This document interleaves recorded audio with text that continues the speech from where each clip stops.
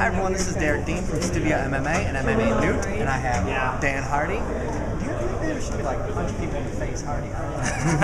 But first question, you're a rough and tumble dude. So when you go, I mean, we're at a bike place here in Milwaukee, which is kind of ghetto. When you go places, do people run their mouth to you? Do they start a fight with you, or do they?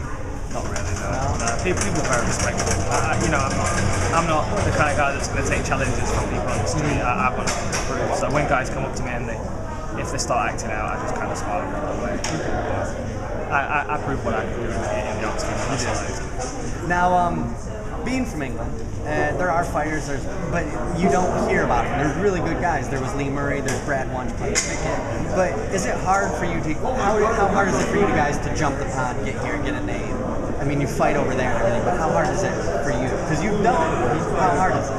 It is difficult. I mean, obviously with the Ultimate Fighter bringing on some UK guys, that was a big help for the scene over there. But it is difficult. I mean, it's the scene in the UK is very up and down. It's very difficult to get yourself a fight and know that your opponent's definitely going to show up. I mean, that's been an issue all the way through my career. But I think if guys want to do it, it's definitely possible. You just got to dedicate themselves to it for 100% for a few years and go where they need to go. I mean, from the very first start of my career, I was traveling around the US, training different gyms, and just kind of being seen and getting your face around and meeting people. And I trained at American Top Team and Team West, and I've traveled all around the country. And I think that helped kind of familiarise myself with the scene over here and kind of help people recognise me. And then at the end of the day, it's about winning fights, and I won the right fights, and that's what gets me there eventually. Now, as a fighter who strikes as well as you do and just tries to stay up and get up, do you look to people like Chuck Liddell like that? I just want to work on getting up and punching you in the face. Is that something you look to emulate, do, copy? I don't want to do any of the other. Yeah, Chuck Liddell's definitely the blueprint for strikers, without a doubt. The sprawl and brawl kind of style is obviously what I've spent most of my career doing. But it's getting to the stage now where I feel like my jiu-jitsu is coming up, and I do feel like I can start threatening the floor as well. I'm never going to be the guy that takes people down and holds them down. I want to finish the fight regardless of where it goes. But a couple of chokes would be a nice addition to my career, definitely.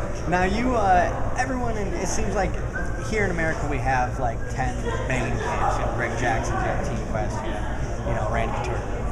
In the UK, it seems you guys have Wolfson and then a couple others. But is there a lot, and we're just not hearing about them mainstream? There's Paul Daly, Ross Pearson, you guys, and then Michael Bisping somewhere.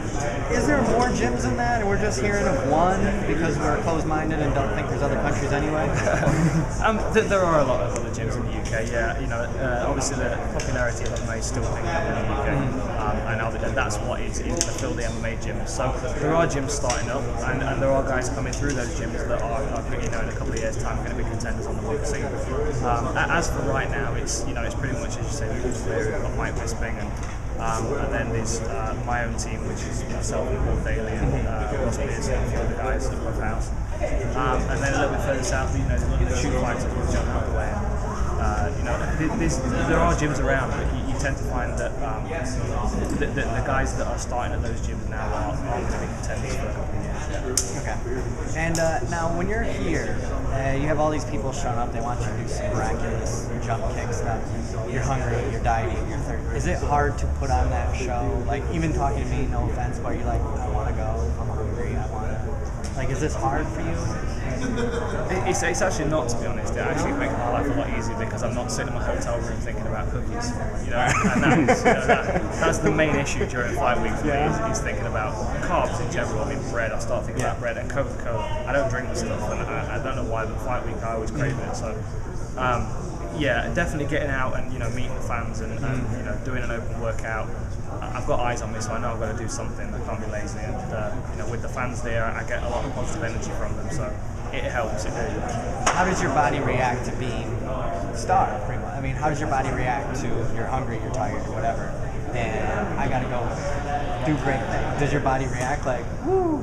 It complains regularly. Yeah, it's complaining right now. Actually, I'm ready for a snack. it's something that you get used to. You know, I've had, I don't even know how many fights I've had now, like nearly 30 fights I think, and I've been cutting weight for most of them. So it's a feeling I'm used to now, and I'm familiar with the process, and I know that it will come to an end, and I've got to do the right things in order to get to that phase. And you just kind of get through it. The task for me is getting the weigh-in done. Once that's done, all I've got to do is look forward to the fight. Now, if since you're a good striker, if contracts allowed it, would you try and go undergo K1 for a while? Would you try that, or do you want to? I'm a fighter. I want to deal with all the fights, not just the. I'd like to do it to do other things, definitely. I think the problem with the K1 is obviously the weight class that don't suit me. Yeah. I'm a little bit too big and I'm way too small for a heavyweight. Yeah. So it would be something that I would like to do, but I don't think I could pursue a serious career in it because I'm already at immediate disadvantages with the guys that we fight against and their size. And besides, you know, I like to be able to elbow people on the floor as well. That's always good fun. Now, I've seen early videos of you training, I don't even know where, like a monk somewhere. What was that? We don't really, I've never done that. I went and did bench press and thought I was tough. Like, you went and did that. What is it? Was that harder on you mentally? What's that like for you? What was that experience like? It was pretty wild, to be honest. I mean, I think back about it quite a lot. You know, it was a really important phase in my development as a martial artist. My intention was to go out there and check it out for a couple of months, and then go back to England and get the money to go out and spend 3 years there and do the whole thing, do the whole monk training.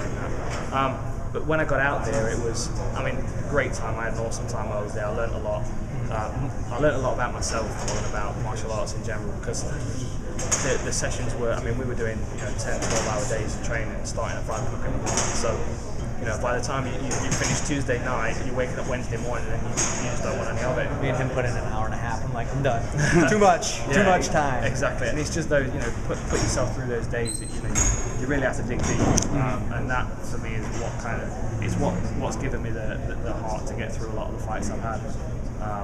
It was awesome, but at the same time, that was what made me decide I wanted to be competitive in martial arts, as opposed to learn all the traditional stuff. Okay. Well, I know you got to get out of here. They're setting up tables. But thank you so much. No worries. Good to see you, man. Thank you.